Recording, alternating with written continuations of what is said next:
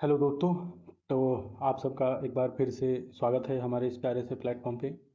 तो साथियों, हम लोग इस प्लेटफॉर्म पे जो है कि 2024 जुलाई वाला जो सीटेट का पेपर है उसे सॉल्व कर रहे हैं दोस्तों। इससे पहले हमने 2026 फैब में जो पेपर हुआ वो सॉल्व किया। 2024 दिसंबर में जो पेपर हुआ वो सॉल्व कर लिया। अब हमारा जो नंबर है दोस्तों, आज हम सॉल्व कर रहे हैं 24 का दिसंबर का पेपर दोस्तों। ठीक है। इसमें हम CDP पहले कर चुके हैं। हमारा जो यूट्यूब चैनल है द ब्लैक माउंटेन एकेडमी, इसके ऊपर हमने एक बाकायदा CTET previous year PYQ series के नाम से एक शानदार सी, मतलब वो बना रखी है, एक प्ले लिस्ट बना रखी है। आप लोग वहाँ से जाके सारे क्वेश्चन को देख सकते हैं। ठीक। अब बहुत ज़्यादा समय मैं आप लोगों का वेस्ट नहीं करूँगा, सीधा मुद्दे पे आता हूँ। और अपनी 31st जो क्वेश्चन है आप लोगों की स्क्रीन पे दिखाई दे रहा है, उसको पढ़ लेते हैं। चलिए चलिए, क्वेश्चन क्या कह रहा है। भारत के भौतिक मानचित्र में आपको दक्कन के पठारों को पहचानना है, तो ये किस रंग से दर्शाया गया होगा? बताइए किस रंग से दर्शाया गया होगा दोस्त?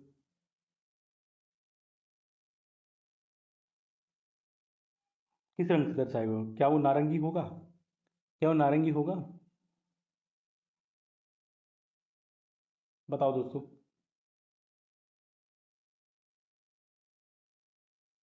तो दोस्तों, जो मैप्स में या मानचित्रों में जो कलर यूज किए जाते हैं वो मुख्यतः ऊंचाई और एलिवेशंस और इस तरह की चीज़ों को दिखाने के लिए किए जाते हैं।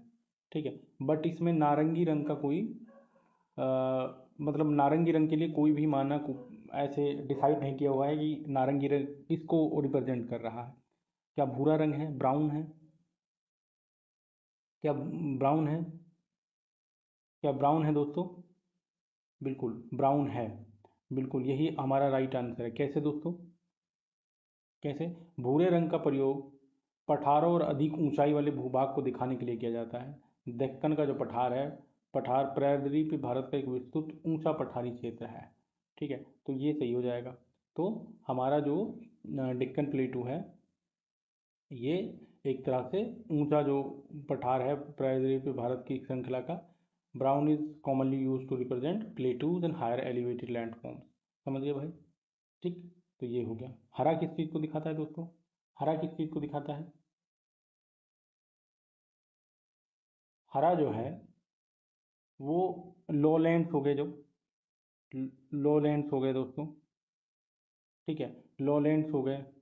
और प्लेन्स, प्लेन हो गए। ठीक है, प्लेन्स हो गए। ठीक है। और लो एलिवेशन के जितने भी एरियाज हैं उनके उनको रिप्रेजेंट करने के लिए होता है। ठीक है। तो हरे रंग का प्रयोग मैदानी व अपेक्षाकृत कम ऊंचाई वाले क्षेत्रों को दिखाने के लिए किया जाता है। क्या येलो, येलो किस चीज़ के लिए होता है दोस्तों? येलो, पीला किस चीज़ के लिए होता है?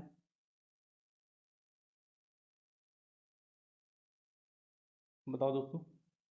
जो जो इंटरमीडिएट हाइट की एलिवेशंस होती हैं, इंटरमीडिएट हाइट की जो एलिवेशंस होती हैं दोस्तों, ठीक है, उनको रिप्रेजेंट करने के लिए, ठीक है, इंटरमीडिएट हाइट की जो एलिवेशंस होती हैं उनको रिप्रेजेंट करने के लिए हम क्या देख रहे होते हैं? ठीक है, उनको रिप्रेजेंट करने के लिए हम जो है येलो कलर का यूज करते हैं। तो इसमें हमारा क्या हो जाएगा? डेक्कन पटेर की बात कर रहे हैं, और डेक्कन क्या है? हाई एलिवेटेड है, तो ये हो जाएगा। ठीक है। तो फिजिकल मैप जो है उसमें रिलीफ, कलर, कन्वेंशन और प्लेन प्लेटूज वगैरह दिखाए जाते हैं दोस्तों। ठीक है। चलिए, समझ आ गया? समझ आ गया दोस्तों? चलिए आगे बढ़ जाते हैं। निम्नलिखित में से कौन सा मृदा अपरदन और क्षीणता को नियंत्रित करने के उपायों का चयन कीजिए? Choose the measures to control soil erosion and depletion from the following. बताइए दोस्तों। चलिए एक एक करके पढ़ लेते हैं सारे मतलब को। मल्चिंग क्या होता है दोस्तों? मल्चिंग क्या होता है पहले मतलब समझ लेते हैं, आंसर भी निकल आएगा ही। मल्चिंग क्या होता है? बताइए। मल्चिंग का मतलब होता है कि भूमि को कवर कर देना। किस तरह से भूमि को कवर कर देना? कवर कर देना भूमि को किससे, मटेरियल्स, जैसे कि covering the soil with the materials like straw, ठीक है, लीव्स, ठीक है, और ऑर्गेनिक, अदर ऑर्गेनिक मैटर्स, ठीक है, इन सब चीज़ों से कवर कर देना, ठीक है। तो ये क्या क्रिएट करता है, मल्चिंग क्या क्रिएट करता है, मल्चिंग से क्या होता है, मल्चिंग जो है ना मिट्टी में नमी बनाए रखता है और अपरदन कम होता है इससे, यानी कि सॉइल इरोजन इससे कम होता है, ठीक है। तो ये क्या बनाए रखता है, सॉइल मॉइस्चर बनाए रखता है, सॉइल मॉइस्चर बनाए रखता है,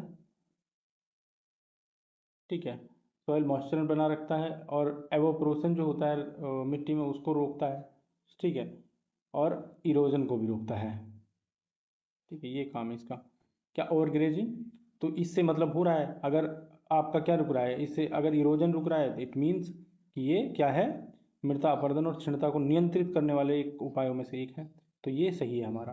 क्या, ओवरग्रेजिंग, ओवरग्रेजिंग क्या होता है दोस्तों, पहले तो ये बताओ, ठीक है, ओवरग्रेजिंग बताओ। ओवर ग्रेजिंग मतलब होता है एक्सेसिव ग्रेजिंग कहीं पर हो जाती है, जब एक्सेसिव ग्रेजिंग क्या होती है दोस्तों, एक्सेसिव ग्रेजिंग, एक्सेसिव ग्रेजिंग क्या होती है, मान लीजिए कि कहीं पे 10 गायों के चरने की जगह है, बट वहीं पे 20 या 30 गायें चर रही हैं, ठीक है, या फिर 10 गायों के 10 दिन की चरने की जगह है और वही 10 गायें वहाँ पे 1 महीने के लिए चर रही हैं, तो उसको ओवर ग्रेजिंग कह देते हैं।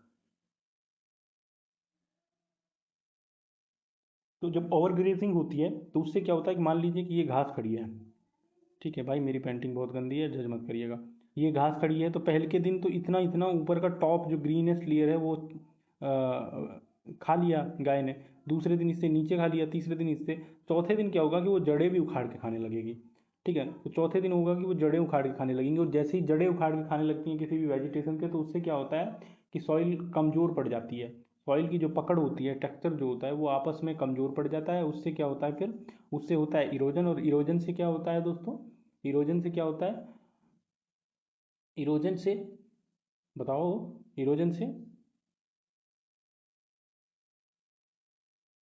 अरे इरोजन से मतलब मृदा अपरदन का कारण है भाई वो, ठीक है।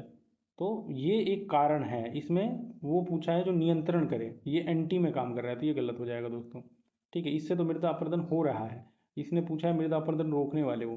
टेरेस फार्मिंग क्या होता है दोस्तों, पहले ये बताओ, टेरेस फार्मिंग क्या होता है, देखिए ये लोग मिट्टी को स्लॉप्स में बांट देते हैं, ठीक है, ऐसे ऐसे ऐसे स्लोप्स में बांट के खेती करते हैं। जब भी आप हिल टेरेन की तरफ जाओगे, आप लोग गए होंगे घूमने फिरने, तो आप देखेंगे कि इसी तरह की चीज़ों में करके वो खेती कर रहे होते हैं, तो इससे क्या होता है, इसको कहते हैं टेरेस वगैरह में बांट देना, ठीक है। तो जब पूरी भूमि जो है, पूरा जो सॉइल है वो किस में बट गया, टेरेस में बट गया, ठीक है, तो वो क्या करता है, वो जो वाटर का फ्लो होता है उसको कम कर देता है, और जैसे ही वाटर का फ्लो कम होता है तो क्या कम हो जाता है, सॉइल इरोजन कम हो जाता है, मृदा अपरदन जो है नियंत्रण हो जाता है इससे, ठीक है, तो ये भी पॉजिटिव है दोस्तों, ये भी पॉजिटिव है। इंटरक्रॉपिंग क्या होता है दोस्तों, इंटरक्रॉपिंग क्या होता है बताओ, इंटरक्रॉपिंग होता है दोस्तों एक साथ दो और दो से ज़्यादा, ठीक है, फसलों को एक साथ बोना, दो और दो से ज़्यादा फसलों को एक साथ बोना, इससे क्या होता है, इससे जो सॉइल प्रोटेक्शन है दोस्तों, इससे जो सॉइल प्रोटेक्शन है वो बढ़ जाती है, ठीक है, वो बढ़ जाती है, तो जब सॉइल प्रोटेक्शन बढ़ती है तो क्या होता है, इरोजन कम होता है, ठीक है, इरोजन कम होता है, और फर्टिलिटी जो है मेंटेन रहती है दोस्तों, ठीक है, तो ये भी पॉजिटिव है। तो ढूंढो 1C एंड D आंसर होना चाहिए, ACD, ACD ढूंढो, ये रहा, 2 में है ACD, क्योंकि और हमारा 2 गलत है, यानी कि B गलत है हमारा, तो ACD हो जाएगा। तो सॉइल कंजर्वेशन के कौन कौन से मेथड हुए दोस्तों, मल्चिंग, टेरेस फार्मिंग और इंटरक्रॉपिंग, ठीक है। चलिए अब आगे बढ़ जाऊँ, चलिए ठीक है भाई, ये रहा हमारा 33rd क्वेश्चन, चलिए देख लेते हैं। Consider the following statements A and B about motions of the earth and choose the correct option. Earth के मोशन के बारे में करेक्ट ऑप्शन को चुनना है। Rotation is the movement of earth on its axis, क्या ये सही है दोस्तों, क्या ये सही है, एकदम सही है ये, कैसे सही है, क्या होता है अर्थ, अर्थ का रोटेशन क्या होता है, रोटेशन क्या होता है दोस्तों? जब अर्थ अपने एक इमेजिनरी एक्सिस पे घूम रही होती है, ठीक है, अपने एक इमेजिनरी एक्सिस पे घूम रही होती है, ठीक है, जिसको पूरा करने के लिए 24 घंटे लेती है, तो उसको क्या कहते हैं? हम उसको रोटेशन कहते हैं। Rotation is the movement of earth around on imaginary axis ना, पृथ्वी अपने काल्पनिक अक्ष पर घूमने को रोटेशन कहते हैं। इसको पूरा करने के लिए वो लगभग 24 घंटे लेती है। तो ठीक है, ये तो हो गया हमारा पॉजिटिव। ठीक है, the the axis of earth which is an imaginary line makes an angle of 33.5।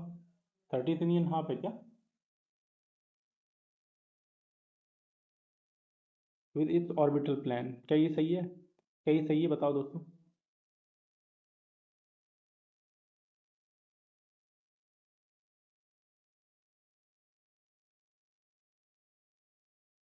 बताओ दोस्तों, क्या ये सही है? देखिए, मैं बता देता हूँ। तो अर्थ का जो इमेजिनरी एक्सेस होता है वो लाइन पास करता है नॉर्थ और साउथ पोल के थ्रू में। कहाँ से? North to south pole. ठीक है, नॉर्थ टू साउथ पोल में। ठीक है, और ये कितना टिल्टेड है दोस्तों? ये टिल्टेड है कितना? कितना टिल्टेड है दोस्तों? ये टिल्टेड है 23.5। ठीक है, 23.5 फ्रॉम द परपेंडिकुलर और इक्विवेलेंटली 66, 66.5। ठीक है, to the plane of its orbit. ठीक है, to the plane of its orbit. तो इसके बीच में कहीं 33 आ रहा है क्या? बिल्कुल आ रहा है। ठीक है, इन दोनों के बीच में 33 आ रहा है, तो ठीक है, ये भी पॉजिटिव स्टेटमेंट हो गया। तो हमारा जवाब क्या हो गया दोस्तों इसका? हमारा इसका आंसर क्या हो गया? Both A and B are correct. ठीक है, दोनों ए और बी करेक्ट हैं। ठीक है, ये हो गया इसका जवाब, both A and B are correct. चलिए ठीक है, आगे बढ़ जाते हैं अब। Watan jagir were given by Akbar to which of the following chiefs? चलिए देख लेते हैं किस किस को मिली थी वतन जागीर अकबर से। ठीक है,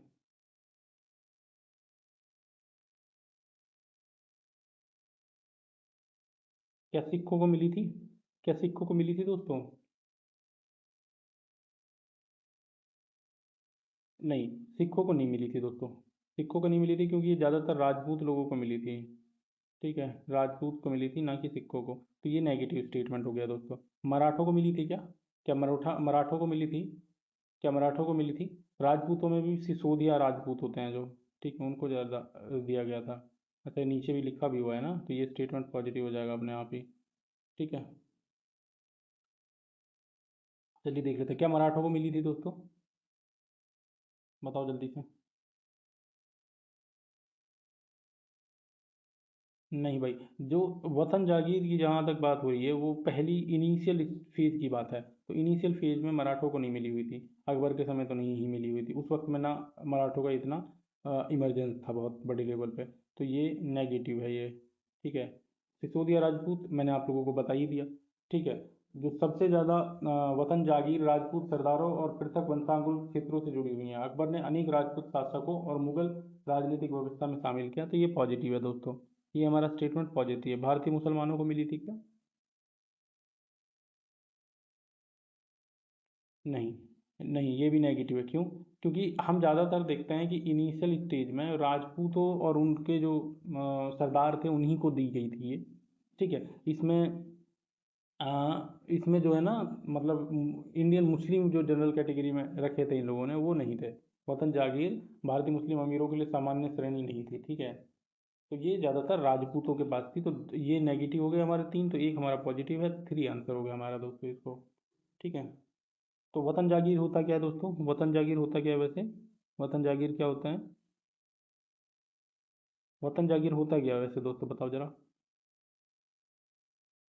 ये होता है एक तरह से हेरिडेटरी। हेरिडेटरी। ठीक है, हेरिडेटरी।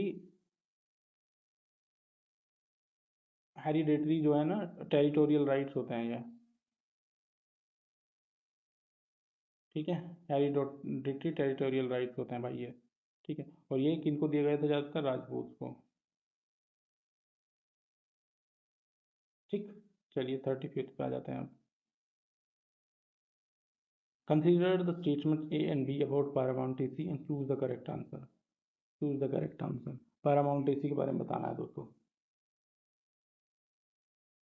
पहला statement, the company claim that it's authority was not supreme, ये तो गलत है ना एकदम। ये गलत क्यों है दोस्तों? क्योंकि कंपनी का पैरामाउंटेसी के अंदर में सबसे बड़ा क्लेम ये था कि Britishers and company is the superior among all. ठीक है। In order to protect company interest it was justified in annexing or threatening to annex any Indian kingdom, ये ठीक है। ये ये ठीक है दोस्तों। कैसे? कैसे सही बताओ। ये एकदम पॉजिटिव है, ये नेगेटिव स्टेटमेंट हो गया आपका, ये पॉजिटिव है। ठीक है। कैसे पॉजिटिव है बता देता हूँ। देखिए, जो अंडर ये जो पैरामाउंटेसी की डॉक्ट्राइन थी, इसके अंडर ब्रिटिशर्स क्लेम करते थे कि दे आर द सुप्रीम। ठीक है। तो इसीलिए इनको राइट है किसी की भी पॉलिटिक्स में इंटरफेयर करने का in affairs of Indian state and when they considered it necessary for their interest annex or threaten to annex any territory. ठीक है। तो ये इनको राइट है, इन लोगों ने ऐसा क्लेम किया था खुद का। तो both A and are true, ये तो गलत हो जाएगा, both A and are false, ये भी गलत हो जाएगा। A is true but B is false, ये भी गलत। A is false and B fourth answer हो जाएगा हमारा दोस्तों इसको। ठीक है। तो पैरामाउंटेसी क्या थी दोस्तों? पैरामाउंटेसी थी जिस ऐसी पॉलिसी जिसमें ब्रिटिशर्स अपने आप को सुप्रीम मान रहे थे, किनके ऊपर? प्रिंसली स्टेट्स के ऊपर। डॉक्ट्राइन ऑफ लैप्स भी लेके आए थे। डॉक्ट्राइन ऑफ लैप्स कौन लेके आए थे? लॉर्ड डेलहौजी लेके आए थे। ये क्या कह रहा था कि अगर किसी को मेल पुत्र नहीं है तो उसकी प्रॉपर्टी को हड़प लिया जाएगा, succession and annexation of certain states हुआ फिर। ठीक है। चलिए 36 देख लेते हैं। Match the following concepts in column 1 and their examples in column 2 and choose the appropriate options. ठीक है। Discrimination and differential pay for some same work, चलिए देख लेते हैं। ठीक है। डिस्क्रिमिनेशन क्या होगा? Women not allowed to be hired since she is starting a family. ठीक है। क्या ये होगा? बिल्कुल। इसको ए को 3 से मिला। इनइक्वालिटी क्या होती है दोस्तों? इनइक्वालिटी क्या होती है? Differential for the same work, ये इनइक्वालिटी हो गया, यानी कि बी का 1 हो गया। तो देख लो इसमें इतने से जवाब मिल रहा है क्या? ए का 3 यहाँ पे है। ठीक है। तो ये दोनों तो ऐसे ही कट हो गया क्योंकि ए का 3 है नहीं। ठीक है। और बी का वन इन दोनों में है। तो चलिए सी का देख लेते हैं। स्टीरियोटाइप क्या होता है? Girls are good at cooking, villages are superior. ठीक है। Girls are good at cooking, ये हो गया हमारा स्टीरियोटाइप। तो सी का फोर्थ देख लो दोस्तों। सी का फोर्थ यहाँ है तो ये जवाब हो गया। सी का यहाँ 3 है तो ये गलत हो गया। ठीक है। तो हमारा फोर्थ आंसर हो गया दोस्तों इसका। ठीक है। विलेजेस आर सुपरस्टिशियस, ये हमारा चला जाएगा इसमें 2 में। ठीक है दोस्तों। चलिए थोड़ा बात कर लें अब। थोड़ा बात कर लें डिस्क्रिमिनेशन होता क्या है। ठीक है। तो डिस्क्रिमिनेशन डिस्क्रिमिनेशन जो होता है ना, वो एक्चुअल अनफेयर ट्रीटमेंट होता है ऑफ अ पर्सन और a group based on characteristics such as gender, caste और रिलीजन एक्सेट्रा। ठीक है। जब वास्तविक रूप से असमान या अनुचित व्यवहार करना होता है तो उसी को डिस्क्रिमिनेशन कहते हैं। ठीक है। तो ये किस चीज़ से रिलेटेड है दोस्तों? ये हमारा रिलेटेड है, ये हमारा किस चीज़ से रिलेटेड है? एक्शन और बिहेवियर वगैरह से रिलेटेड है डिस्क्रिमिनेशन की अगर बात करें। ठीक है। फिर इनइक्वालिटी की बात कर लेते हैं दोस्तों। इनइक्वालिटी क्या है? असमानता का अर्थ क्या है? अवसर, संसाधनों और आय, अधिकारों या व्यवहार में असमान स्थिति होने से हमारी इनइक्वालिटी पैदा होती है। Same work but unequal wages. ठीक है। इसमें इस तरह के कॉन्सेप्ट आते हैं। ठीक है। Inequality means unequal distribution of opportunities, resources and income. Right. Stereotype क्या होता है? ठीक है। स्टेरियोटाइप्स होते हैं फिक्स्ड और over simplified believe about a particular social group. It में अफेयर पॉजिटिव और negative but it is simplified in individuals. और प्रीजुडाइसिस क्या होते हैं दोस्तों? प्रीजुडाइसिस क्या होते हैं? जो पहले से बनी धारणा या राय होती है उसको हम प्रीजुडाइज कहते हैं दोस्तों। Prejudice means preconceived opinion और judgement about a person group often formed without adequate knowledge और एक्सपीरियंसेस। ठीक है। अगर शॉर्टकट में मैं बता दूं आप लोगों को, क्योंकि इनमें कंफ्यूज होते हैं। स्टेरियोटाइप बिलीफ होता है, विश्वास होता है। प्रीजुडाइज एटीट्यूड होता है, जजमेंट होता है। डिस्क्रिमिनेशन क्या होता है? एक्शन होता है। इनइक्वालिटी क्या होता है? अनइक्वल अपॉर्चुनिटी होती हैं। ठीक है। चलिए अब आगे बढ़ जाता हूँ, बहुत ज़्यादा हो गया वैसे भी। आप मुझे उम्मीद है अब नहीं भूलेंगे इसको। चलिए 37 पे आ जाते हैं दोस्तों। 37 क्या कह रहा है दोस्तों? जरा बताइए 37 क्या कह रहा है हमारा? 37 हमारा पहला स्टेटमेंट रीड आउट कर लेते हैं। जो स्थान ग्रीनविच के पश्चिम में है उनका समय ग्रीनविच से पीछे रहता है। क्या ये सही है? क्या ये सही है दोस्तों? बिल्कुल सही है यार, बिल्कुल सही है, ये हमारा बिल्कुल सही है। अभी बताता हूँ, एक्सप्लेन भी करता हूँ। ठीक है, देखो मैंने आप लोगों को ये कॉन्सेप्ट प्रीवियस ईयर के, और भाई एक बात लिख लीजिए, ये एकदम फेवरेट टॉपिक है सीबीएसई का, एकदम फेवरेट टॉपिक है। सीटेट के कोई पेपर ऐसा नहीं हो सकता जिसमें क्वेश्चन नहीं आएगा, कहाँ से, ग्रीनविच से, टाइम से रिलेटेड। तो ये है, देखिए मैंने आप लोगों को उस दिन दो चीज़ें सिखाई थी। ईस्ट की तरफ जाते हैं तो हम क्या होता है, प्लस होता है। क्या होता है? क्या हो रहा होता है दोस्तों? प्लस हो रहा होता है। वेस्ट की तरफ आते हैं हम, वेस्ट की तरफ आ रहे होते हैं तो दोस्तों क्या हो रहा होता है, माइनस हो रहा होता है। तो ये क्या कह रहा है, जो जो स्थान पश्चिम, ग्रीनविच के पश्चिम में है उनका समय ग्रीनविच से पीछे रहेगा, ऑफकोर्स रहेगा क्योंकि माइनस हो रहा है, वेस्ट की तरफ जा रहा है। तो ये सही है। पूर्व, पृथ्वी पूर्व से पश्चिम की ओर चक्कर लगाती है तथा सूर्य पूर्व पूर्व दिशा में जल्दी उगता है। क्या ये स्टेटमेंट भी सही है? क्या ये स्टेटमेंट सही है दोस्तों? नहीं, एकदम गलत है। हमारा ये नेगेटिव स्टेटमेंट है। कैसे? कैसे? अर्थ रोटेट करता है वेस्ट टू ईस्ट। अर्थ किस तरफ रोटेट करता है? West to east. ठीक है, ये ध्यान रखना है हमेशा जिंदगी में, वेस्ट टू ईस्ट ना कि ईस्ट टू वेस्ट। और इसने क्या बताया, पृथ्वी पश्चिम से, पूर्व से पश्चिम, तो ये गलत हो गया ना। ये टू नॉर्थ टू वेस्ट बता रहा है दोस्तों। ठीक है, सॉरी, अरे यार नॉर्थ बोल रहा हूँ, ईस्ट टू वेस्ट बता रहा है, जबकि होता किस तरफ है, वेस्ट टू ईस्ट होता है दोस्तों। ठीक है, चलिए आगे बढ़े। अब समझ आ गए दोनों कॉन्सेप्ट, आप लोगों को नहीं भूलेंगे। तो जवाब इसका वही है कि ए राइट है, बी गलत है। ए सही है तथा आर गलत है, यानी थ्री आंसर हो गया हमारा इसका। चलिए ठीक है, अब आ जाते हैं हम 38 क्वेश्चन पे दोस्तों। ठीक है, 38 क्वेश्चन पे चलें क्या? भाई समझ आ रहा है ना सबको? ठीक है, चलिए। 38, a population pyramid with a big base and skinny top shows. एक बड़े आधार और पतली चोटी वाले जनसंख्या पिरामिड दर्शाता है। क्या दर्शाता है बताओ दोस्तों? चलिए देख लेते हैं इसको क्या दर्शाता है भाई साहब। ठीक है,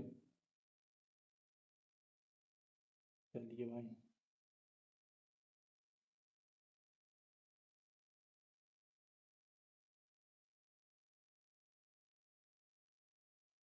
चलिए एक एक करके पढ़ लें। हाई बर्थ रेट, बिल्कुल हाई बर्थ रेट बताता है क्या? हाई बर्थ रेट बताता है भाई, देखो यार मेरे को इसका प्योर वो तो ध्यान नहीं आ रहा है, बट ऐसा होगा शायद।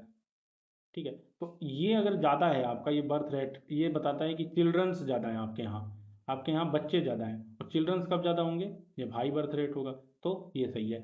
High death rates in higher age group, high death rate in higher age group. ठीक है, स्किनी टॉप सोर्स, क्या ये भी सही है? एकदम सही है। मैंने आपको बताया कि ये अगर चौड़ा है तो क्या है, हाई बर्थ रेट है, और यहाँ पे जो है हाई डेथ रेट है, बट यहाँ आते आते, बुढ़ापे में आते आते लोग मर रहे हैं। तो high death rates in higher age group, ये सही है। ठीक है, तो ये भी हमारा पॉजिटिव स्टेटमेंट है। Relatively large number of young population, relatively large number of young population होता है क्या?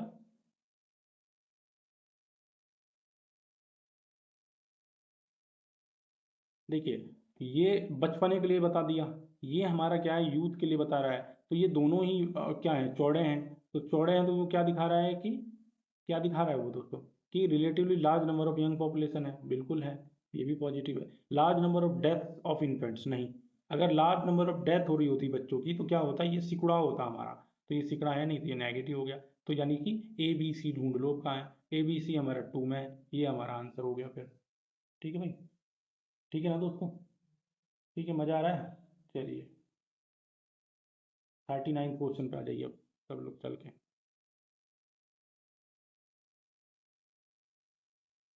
चलिए 39 देख लेते हैं।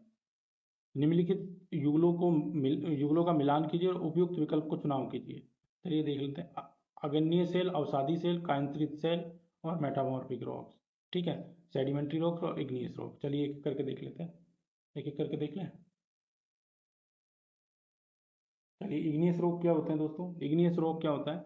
इग्नियस रॉक को मिला लीजिए मोल्टन मैग्मा से। आप लोग सब जानते हैं क्यों है igneous rock. Form when molten magma और लावा कूल्स एंड सॉलिडिफाई, आप लोग सब जानते हैं ये बात। ठीक है, जब मैग्मा या लावा के ठंडे होकर जमने से अग्रिय चट्टानें बनती हैं। ठीक है, तो मोल्टन मैग्मा। तो ए का टू, ए का टू कहाँ कहाँ दिया हुआ है, ए का टू एक ही जगह दिया हुआ है, तो हमारा आंसर हमको मिल गया, ए का टू यहाँ पे है। ठीक है, ये एलिमिनेशन मेथड से काम हो गया इसमें। तो सेडिमेंट्री रॉक्स क्या होता है, पर आप लोगों की समझ के लिए बता रहा हूँ आगे। हालांकि हमको जवाब मिल गया। सेडिमेंट्री रॉक्स क्या होता है? ठीक है, सेडिमेंट्री वो रॉक होते हैं, अवसादी चट्टाने वे चट्टाने होते हैं जहाँ अवसादों के निक्षेपण, संघनन और सीमेंटीकरण के कारण जो चट्टाने बनती हैं उन्हीं को अवसादी चट्टाने कहते हैं। Sedimentary rocks form through deposition, compaction और सीमेंटेशन।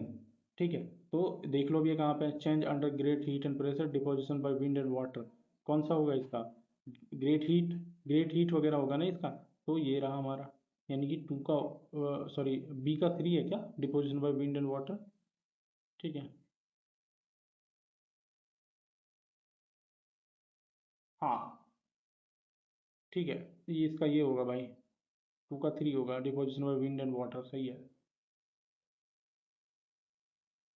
अरे मैंने अभी बताया ना डिपोजिशन से, तो विंड डिपोजिशन करती है, इरोजन करती है, दो ही चीज़ें करती है। मेटामॉर्फिक रोग क्या होता है? ये एक केमिकल प्रोसेस है जिसमें हीट वगैरह के कारण और प्रेशर वगैरह के कारण बदलाव हो रहा होता है। ठीक है, तो कायांतरित चट्टानें वो चट्टानें होती हैं, चट्टानों में उच्च ताप, दबाव और कभी कभी सक्रिय द्रवों के प्रभाव से परिवर्तन होता है।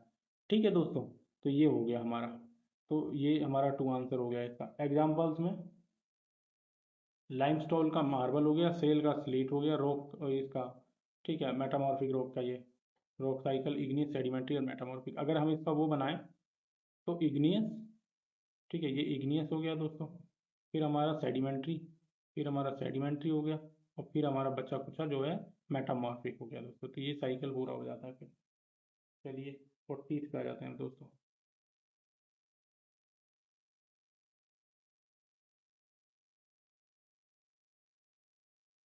विच of the following statements are correct about Amazon basin? चलिए अमेजन बेसिन के बारे में, अमेजन बेसिन के बारे में देख लेते हैं।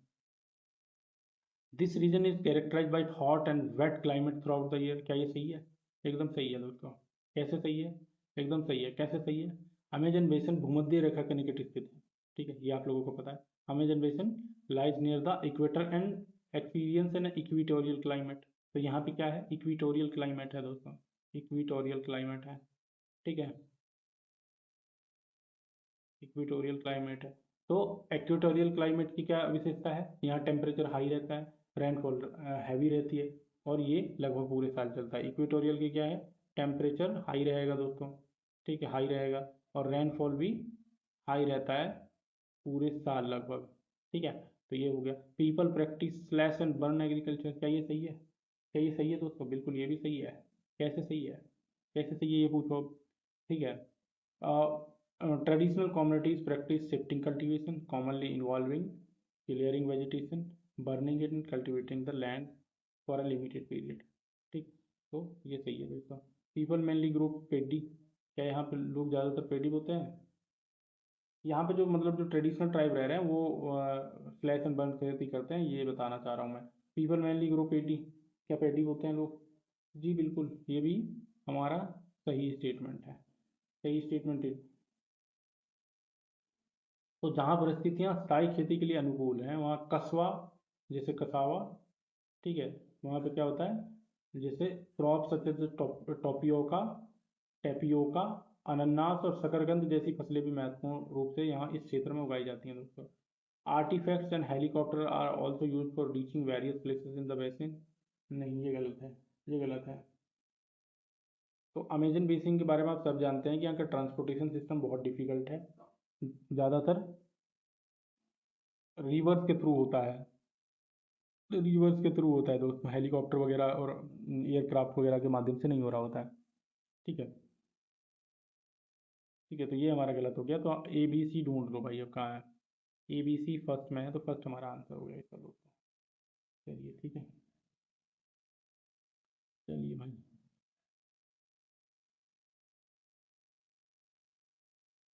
41 देख लेते हैं अब, है ना? 41 देख लेते हैं। Consider the following statement about Ladakh and choose the correct option. Several reverse flow through Ladakh, several reverse flow through Ladakh, ये सही है। जैसे कि क्यों सही है? जैसे कि आप लोगों को पता है इंडस, सयोक और जंस्कर जैसी नदियां जो हैं यहाँ बहती हैं दोस्तों। ठीक है, तो ये तीन नदियां यहाँ बहती हैं। Due to high altitude the climate is extremely cold, बिल्कुल ये भी सही है। हाई एल्टीट्यूड के कारण यहाँ क्लाइमेट जो है बहुत लो रहता है, मतलब टेम्परेचर बहुत लो रहता है, उसके कारण क्लाइमेट यहाँ पे एक्सट्रीमली कोल्ड होता है। ठीक है। Despite being in the rain shadow of Himalaya there is high rainfall, नहीं ये गलत है भाई, जब वो रेन शेडो में हो गया तो हाई रेनफॉल कैसे होगी। ठीक है, रेन शेडो एरियाज में तो कम रेनफॉल होता है। Ladakh lies in the rain shadow reason of the Himalaya, तो प्रिसिपिटेशन इज वेरी लो। ठीक है, तो ये गलत हो गया हमारा। This area experiences freezing winds and burning hot sunlight, ये भी सही है, बिल्कुल सही है, ये भी सही है। पतला वायुमंडल और ऊंचाई दिन में तेज धूप तथा अत्यंत ठंडी हवाएं अनुभव कराती हैं। ठीक है दोस्तों, तो क्योंकि हाइट पे ज़्यादा है तो ज़्यादा सूर्य की रोशनी मिलती है, ज़्यादा कोल्ड रहता है, तो उसकी वजह से है मामला सारा का सारा बिगड़ा हुआ। ठीक, तो ए बी और डी ढूंढ लो, ए बी और डी, ए बी डी ये रहा फोर्थ। ठीक है, चलो 42 देख लेते हैं, 42 देख लेते हैं। Early economic, sorry, the Indian national Congress in the early years raised a number of economic issues against the British, choose the correct option. Correct option choose करना है अर्ली इंडियन नेशनल कांग्रेस के बारे में। ये कब से कब तक मानी जाती है, 1885 से 1905 तक की जो कांग्रेस है उसके बारे में बात कर रहा है दोस्तों। The Congress declared that the British rule had led to poverty and famine, बिल्कुल सही बात है ये, बिल्कुल सही बात है। आप लोगों ने दादा भाई नौरोजी और दत्त साहब वगैरह का जो economic drain of wealth theory वगैरह है वो इसी वक्त दिया गया है। It demanded reduction of revenue and cut in military expenditure, बिल्कुल ये भी सही बात है, ये भी सही बात है। कांग्रेस ने हमेशा ये डिमांड की है कि लैंड रेवेन्यू को कम किया जाए और मिलिट्री पे जो एक्सेसिव खर्च हो रहा है उसको कम किया जाए। Congress demanded more funds for irrigation, ये भी सही बात है, ये भी सही बात है। जब जो आदमी फेमाइन की बात कर रहा है वो अपने आप बात कर लेगा एग्रीकल्चर में इरिगेशन की। ठीक है, it raises the voice against entertainment tax, नहीं ये गलत है, ये हमारा गलत है। ठीक है, इस वक्त की जो कांग्रेस थी उसने इंटरटेनमेंट टैक्स को वगैरह पे कोई सवाल नहीं खड़े किए थे। ठीक है, तो ये हमारा गलत हो गया दोस्तों। तो हमारा ए वन, 1 2 एंड 3 ढूंढ लो, 1 2 एंड 3, 1 2 एंड 3, 1 2 एंड 3 आर करेक्ट, तो ये रहा 3 आंसर हमारा। ठीक है, चलिए अब आगे चले। ठीक है भाई, which of the following is true about Ashoka Dhamma, चलिए देख लेते हैं। It didn't involve worship of God, it did not involve worship of God, क्या ये सही है? एकदम सही है भाई, एकदम सही है। क्यों? अशोक का धम्म मुख्यतः नैतिक आचरण पर निर्भर करता था। ठीक है, ये क्या था, एक प्राइमरीली इथिकल कोड था दोस्तों, इथिकल, इथिकल कोड था, ना कि किसी की वर्शिप की बात कर रहा था दोस्तों। ठीक है, अशोक का जो धम्मा था, not a system centre to worship of particular god, it didn't involve performance of a sacrifice, एकदम सही है, ये भी सही है। ठीक है, एकदम सही है। अशोक ने अनावश्यक कर्मकांड और पशुबलि को जो है डिस्करेज किया है दोस्तों। The idea of Dhamma were inspired by the teachings of Buddha, बिल्कुल, बिल्कुल सही बात है थर्ड। ठीक है, धम्मा जो है इथिकल आइडिया था अशोक का, बट ये पूरी तरह से इंस्पायर्ड था ethical ideas of Buddha ji. ठीक है, ठीक है, चलिए अब देख लेते हैं। Ashoka appointed Buddhist monks to teach people about Dhamma, नहीं बुद्धिस्ट मॉन्क्स को नहीं अपॉइंट किया था इन्होंने, बुद्धिस्ट मॉन्क को अपॉइंट नहीं किए थे इन्होंने। अशोका अपॉइंटेड धम्मा महामात्राज, ठीक है, आप लोगों को पता होगा धम्मा महामात्राज, जिसमें इन्होंने अपनी बेटा और बेटी को भी श्रीलंका भेज दिया था। ठीक है, टू प्रोपोगेट महा, धम्मा महामात्राज। ठीक है, ठीक है भाई, ना कि बुद्धिस्ट मॉन्क को नहीं किया था। तो हमारा डी गलत है। ए बी सी ढूंढ लो, कहाँ है ए बी सी, ये रहा फोर्थ में, ये रहा हमारा जवाब, फिर फोर्थ ही। चलिए आगे चल लें, आगे चल लें दोस्तों। 44th देख लेते हैं भाई, 44th देख लेते हैं। Below are two statement A and B in the context of Shri Narayana Guru, देख लेते हैं श्री नारायण गुरु के कॉन्टेक्ट में। ही advocated equality of all within a single sect और कास्ट, क्या ये गलत है या सही है? बिल्कुल ये गलत है भाई, ये गलत है। कैसे गलत है? नारायण गुरु ने जातिगत विभाजन का विरोध किया और व्यापक मानव समानता का समर्थन किया। He advocated equality of all within a single sector caste. ठीक है,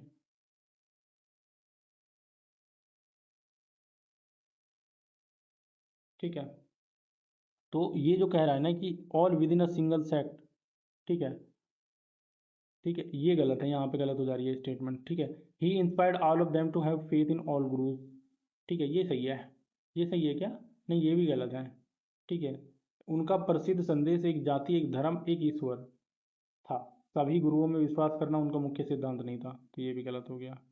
ठीक है, तो both A and two are false, three सही हो जाएगा इसका। सॉरी, ये गलत है, थ्री, ये नहीं, ये।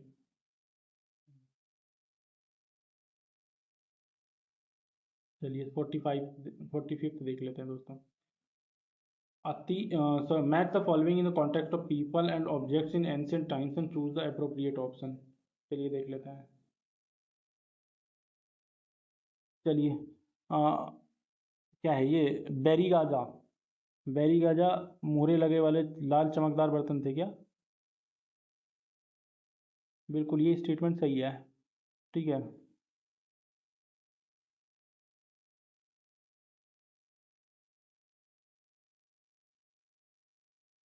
बेरी गाजा जो है ना, भरूच से संबंधित है। कैसे दोस्तों? बेरी गाजा प्राचीन भरूच का नाम था। ठीक है, ये इसका प्राचीन जो है ना भरूच का नाम था, और ये किसके लिए? एक वेस्टर्न इंडियन पोर्ट है। ठीक है, ये एक इंपॉर्टेंट वेस्टर्न इंडियन पोर्ट है। श्रेणी क्या होता है दोस्तों? श्रेणी इज एसोसिएशन ऑफ शिल्पकार, शिल्पकारों तथा व्यापारियों का संघ होता है दोस्तों। तो ये रहा फोर्थ। एरेटाइन पात्र क्या होता है दोस्तों? एरेटाइन पात्र क्या होता है? ये एक तरह के स्टैम्प्ड रेड गेज पोट्री होती है भाई। लाल चमकीली लेपित मिट्टी की वस्तु होती है एरेटाइन। कहाँ है, ढूंढो। ये रहा। ठीक है, गृहपति क्या होते हैं? स्वतंत्र कृषक होते हैं क्या?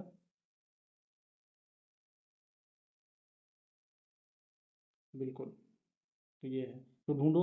वन का टू, ए का टू यहाँ पे भी है, यहाँ पे, यहाँ ये तो गया, ये गया, ए का टू। फिर बी का क्या है भाई? बी का फोर। बी का फोर्थ यहाँ पे भी, यहाँ पे भी। सी का क्या है? सी का वन। तो ये हमारा सही जवाब हो गया, ए वन, और करेक्टली मैन। ठीक है, चलिए 46 पे आ जाते हैं हम दोस्तों। 46 पे आ जाते हैं। Which layer of the atmosphere has very thin layer of the year. वायुमंडल की सबसे किस परत में वायु की बहुत पतली परत होती है? वायुमंडल की किस परत में वायु की बहुत पतली परत होती है, बताओ। क्या थर्मोस्फियर है वो?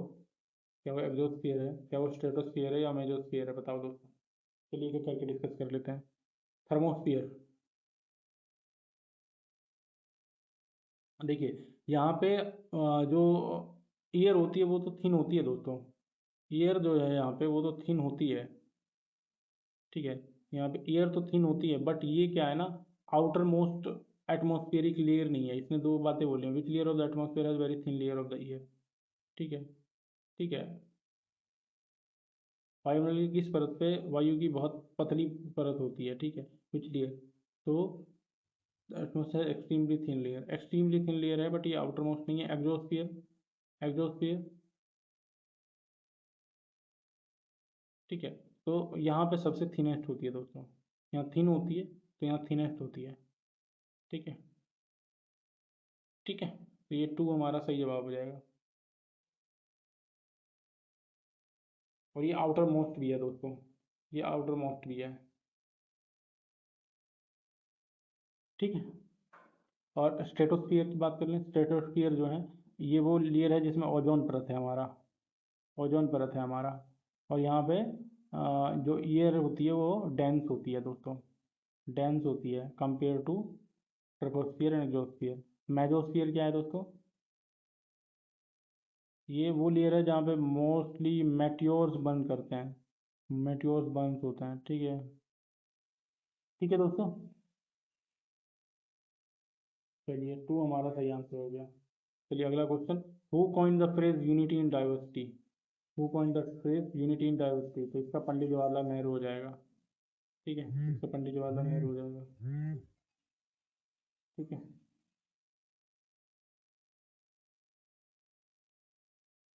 ठीक है,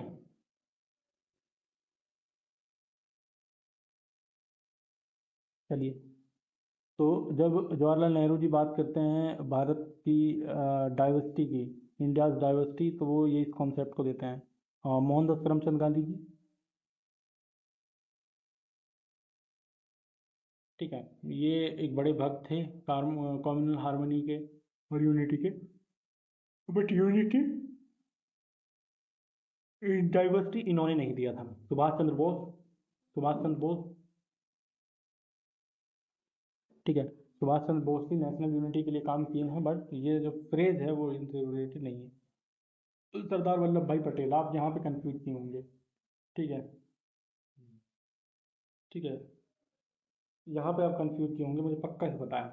बट दोस्तों मैं आप लोगों को बता दूं कि इनका भारतीय गण भारतीय स्टेट को मिलाने में बहुत योगदान है, ठीक है, बट ये टर्म जो है वो आदरणीय नेहरू जी ने ही दी है दोस्तों, ठीक है। चलिए अब आगे बढ़ जाते हैं।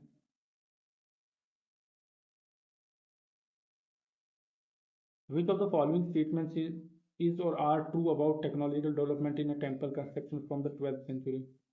ठीक है, बताओ भाई दोस्तों, बताओ।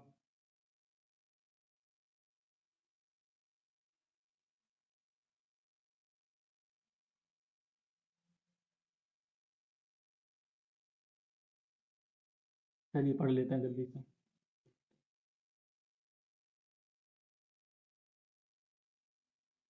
ठीक है, पहला स्टेटमेंट लिख लेते हैं, the weight of superstructure was carried by the shikhara, shikhara, ये गलत है दोस्तों। ये गलत क्यों है? संबंधित स्थापत्य तकनीक में मेहराब आर्च भार वहन करती थी, शिखर स्वयं मंदिर की ऊपरी संरचना थी। तो क्या आर्च जो होता था वो उसको बियर करता था, किसको, वजन को, ना कि शिखर, शिखर तो खुद ही ऊपर होता था दोस्तों, ठीक है। Sandstone mixed with stone chips were increasingly used in construction, क्या सही है? नहीं, ये भी गलत है। कैसे? कैसे?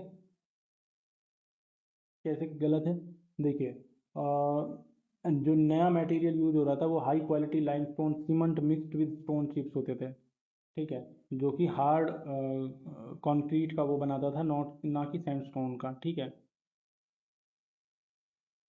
तो यानी कि दोनों गलत हैं, फोर्थ सही है हमारे इसमें। चलिए 49 से देख लेते हैं। Which one of the following is not correct for gram bhojakas, ठीक है, ग्राम भोजकाज के बारे में कौन सा सही है, कौन सा गलत नहीं है? Usually man from the same family held the position for generation, ठीक है, क्या ये सही है? बिल्कुल, ग्राम भोजकाज की जो पोजीशन होती थी वो नॉट करेक्ट पूछा है ऑल्दो इसमें, वो क्या होती थी, हेरिडिटरी होती थी, ठीक है, तो ये सही है। He had slaves and hired workers to cultivate the land, ठीक है, तो ये लार्ज लैंड लॉर्ड्स होते थे जो कि दोनों चीज़ें रखते थे, वर्कर्स और स्लेव दोनों चीज़ें रखते थे। The king often used him to collect taxes from the village, ये भी सही है दोस्तों, ये भी सही है। He didn't function as a जज एंड पुलिसमैन, नहीं, वो फंक्शन करता था, डिडेंट नहीं करता था, तो ये फोर्थ हमारा सही जवाब होगा। ग्राम भोज का could also have judicial and police responsibilities, okay दोस्तों, न्यायिक और पुलिस संबंधी जिम्मेदारियां भी होती थी इनके पास, इन्होंने कहा है कि नहीं होती थी, तो इसलिए गलत हो गया। 50th पे आ जाइए, 50th में, which which of the following is are correctly matched, coffee cool and dry climate, tea warm climate and high rainfall, ठीक है, चलिए देख लेते हैं एक एक करके। तो कॉफ़ी के लिए किस तरह का क्लाइमेट चाहिए होता है दोस्तों? कॉफ़ी के लिए किस तरह का क्लाइमेट चाहिए होता है? वार्म और वेट क्लाइमेट चाहिए होता है, वार्म प्लस वेट क्लाइमेट चाहिए होता है कॉफ़ी उगाने के लिए, ठीक है। और टी, टी के लिए किस तरह का क्लाइमेट चाहिए होता है दोस्तों? तो इसके लिए वार्म प्लस ह्यूमिड रीजन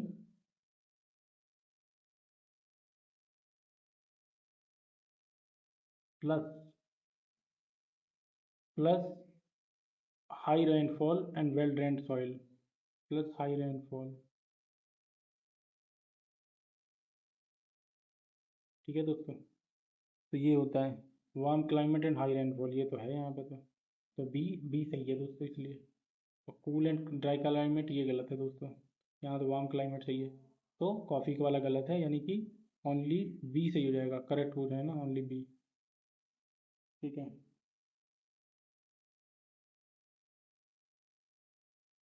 चलिए अब आगे बढ़ जाए।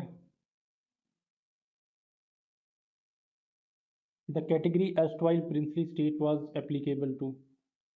भूतपूर्व रियासतें श्रेणी लागू थी। At the time of independence around 1947-48 only. क्या ये सही है? बिल्कुल सही है। बिल्कुल सही है। ठीक है। स्वतंत्रता के समय रियासतें मौजूद थी। भारत में विलय के बाद उनकी अलग प्रशासनिक स्थिति समाप्त होती गई। जैसे जैसे विलय होते गए वो उनकी जो स्थिति थी वो समाप्त हो गई। Between 1947 and 48 and 1956 when they were recognised as administrative units. तो भाई ये रिकॉग्नाइज नहीं किए गए थे सेपरेट एडमिनिस्ट्रेटिव यूनिट, तो ये गलत है ना। ठीक है। In the post 1956 when they were no longer retained as administrative unit. ये भी गलत है। ये भी गलत है। कैसे गलत है? कैसे गलत है? राज्य पुनर्गठन के बाद रियासतों को अलग प्रशासनिक पहचान समाप्त हो गई थी। ठीक है। In the post 1950 when they were no longer retained as administrative unit. ठीक है। Two none as no such category existed India. Two none किसी पर भी नहीं, क्योंकि भारत में ऐसी कोई श्रेणी विद्यमान नहीं थी। ठीक है। ये भी गलत है दोस्तों। ठीक है। Princely states were an important political category under British India. तो ये गलत है, क्योंकि ये ब्रिटिश राज में भारत का एक महत्वपूर्ण अंग होते थे। चलिए ठीक है, 52 पे आ जाते हैं अब। 52 पे आ जाते हैं। Women were taught at home in 19th century colonial India because. ठीक है। 19वीं सदी के औपनिवेशिक भारत में लड़कियों को घर पर ही पढ़ाया जाता था, क्योंकि वे पढ़ाई के साथ साथ घरेलू काम भी कर सकें। बिल्कुल सही है ये। ठीक है। लोग मानते थे कि सार्वजनिक स्थानों पर जाने से वो बिगड़ जाएंगे। ये भी सही है दोस्तों। ठीक है। लोग अपने संबंधियों और मित्रों से उनकी शिक्षा के तथ्य छुपाना चाहते थे। ये गलत है। ये गलत है। तो ए और बी हो जाएगा दोस्तों। ये हो रहा है सही।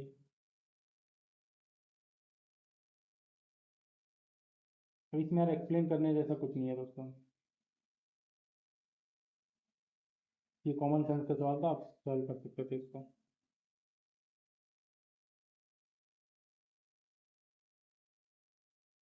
Who among the following edited newspaper Kesari which became one of the strongest critics of British India. बताओ भाई, ज्योतिराव फुले थे क्या? ज्योतिराव फुले थे क्या? नहीं, ज्योतिराव फुले नहीं थे। ये सत्यशोधक समाज वाले ज्योतिराव फुले हैं, जिन्होंने कास्ट वगैरह के खिलाफ लड़ाई लड़ी है। ये एक सोशल रिफॉर्मर थे दोस्तों। बाल गंगाधर तिलक थे क्या? बिल्कुल, बाल गंगाधर तिलक जी थे। जैसे Tilak edited Kesari which has become strong critics of British. ठीक है। महात्मा गांधी। महात्मा गांधी। महात्मा गांधी के दो न्यूज़पेपर हैं, आप लोगों को बता दूं। Young India. Young India and Harijan.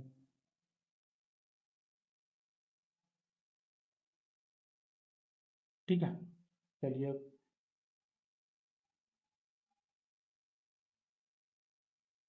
ठीक है। लाला लाजपत राय ने अपने काम किए हैं, बट केसरी से संबंधित बाल गंगाधर तिलक जी थे, ये मैं आपको बता चुका। 54 पे आ जाइए दोस्तों। 54 पे आ जाइए। 54। 54 देख लेते हैं। लिथोस्फीयर। लिथोस्फीयर बताइए।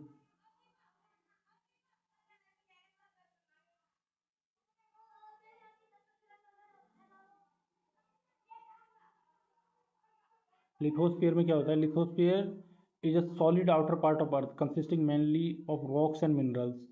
देखो यहाँ पे made of rocks and minerals, तो लिथोस्फीयर 1 2 से मिल जाएगा, इसलिए 1 2 से मिल जाएगा। हाइड्रोस्फीयर क्या होता है?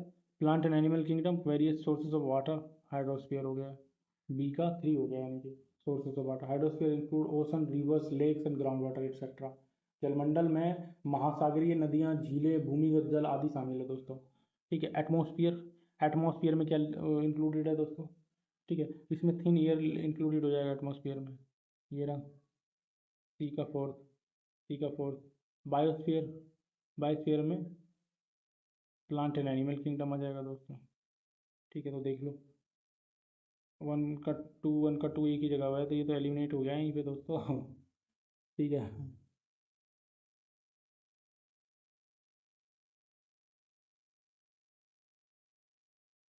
Below are two statements A and B in the context of leather works in 19th century workers in 19th century।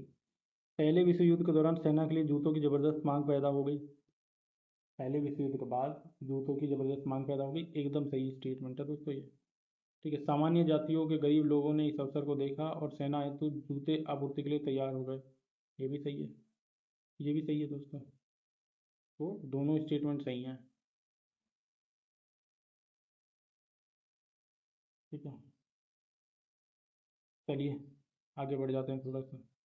आगे बढ़ जाते हैं। The Mughal revenue system with its on schedule of revenue rates for individual crop was called. ठीक है, मुगल राजस्व व्यवस्था जिसमें हर फसल के लिए राजस्व दर की अलग सूची बनाई गई थी, इसे कहते थे, क्या कहते थे बताओ। चलिए एक एक करके डिस्कस कर लेते हैं। जागीर क्या होता है दोस्तों। ठीक है, जागीर राजस्व वसूली का अधिकार क्षेत्र था। ठीक है, ये एक रेवेन्यू असाइनमेंट था दोस्तों, रेवेन्यू असाइनमेंट था। ठीक है, ठीक है, jagir was a revenue assignment not a system described in the question. ठीक है, तो जब्त क्या होता था दोस्तों, जब्त क्या होता था, ये assessment of land revenue including fix rates for different crop. ये भूमि में राजस्व का आंकलन किया जाता था और विभिन्न फसलों के लिए निर्धारित किया जाता था, तो यही है। ठीक है, जात क्या होती थी दोस्तों, जात रैंक होती थी। ठीक है, ये रैंक या स्टेटस होती थी जात। ठीक है, रैंक या स्टेटस। इक्ता क्या होता था दोस्तों, इक्ता। ठीक है, इक्ता जो है एक रेवेन्यू असाइनमेंट था, रेवेन्यू असेसमेंट असाइनमेंट था। ठीक है, इक्ता मुख्यतः दिल्ली सल्तनत से जुड़ा हुआ था, और कहाँ से, दिल्ली सल्तनत से, डीएस से। ठीक है, चलिए 57 पे आ जाते हैं तुरंत प्रभाव से। ये क्वेश्चन फेवरेट है, हमेशा आएगा दोस्तों, बहुत इंपॉर्टेंट है। एक क्वेश्चन यहाँ से जरूर आएगा, इसको रख लीजिए अपने पास लिख के। चलिए देख लेते हैं,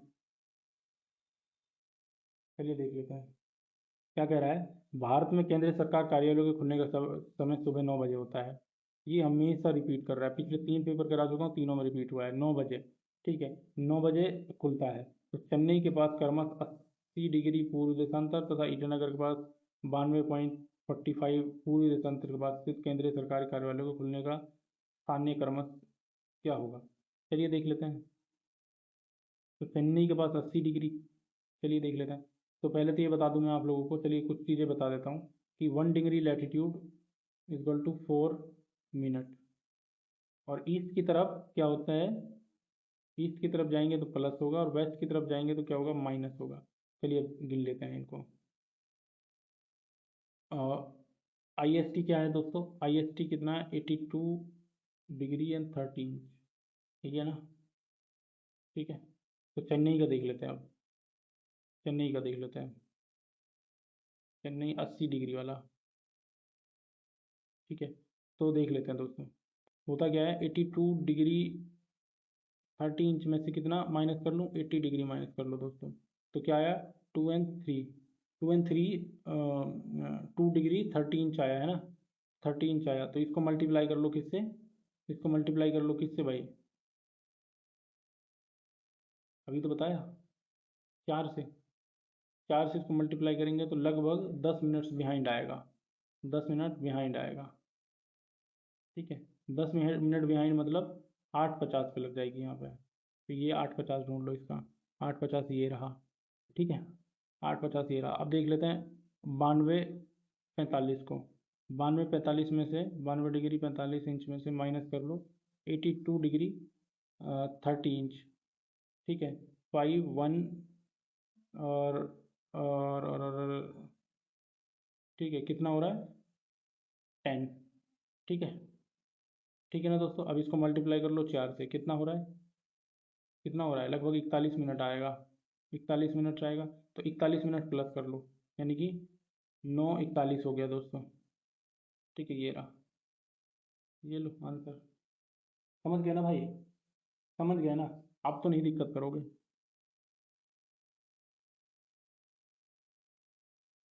The government has passed laws that made it mandatory for organizations with more than कितनी महिलाएं, 30 महिलाएं। ये रहा फोर्थ आंसर इसका, ये रहा फोर्थ आंसर इसका। ठीक, अरे किनको क्रैश, यानी कि सरकार ने ऐसे कानून पारित किया जिसने उन्हें संगठनों बालवाड़ी क्रैश सुविधा अनिवार्य किया है, जहां महिला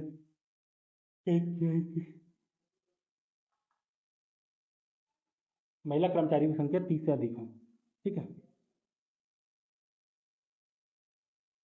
चलिए आगे से आगे बढ़ लेते हैं दोस्तों।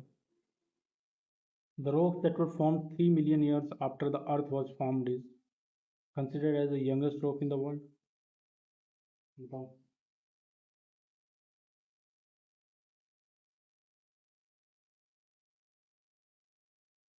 भाई जो 300 मिलियन ईयर एगो पहले फॉर्म हुए थे वो यंगेस्ट नहीं ओल्डेस्ट माने जाएंगे दोस्तों। ठीक है, ओल्डेस्ट माने जाएंगे वो। Located in western Asia, Australia. ठीक है, क्या वेस्टर्न ऑस्ट्रेलिया में है? हाँ ये सही है, ये पॉजिटिव है हमारा। Ancient rock such as those in the Pilbara region of Western Australia are among earth oldest rock. तो क्या पिलबारा, पिलबारा में जो है, ठीक है, पिलबारा क्षेत्र में सबसे प्राचीन चट्टानों के लिए प्रसिद्ध है।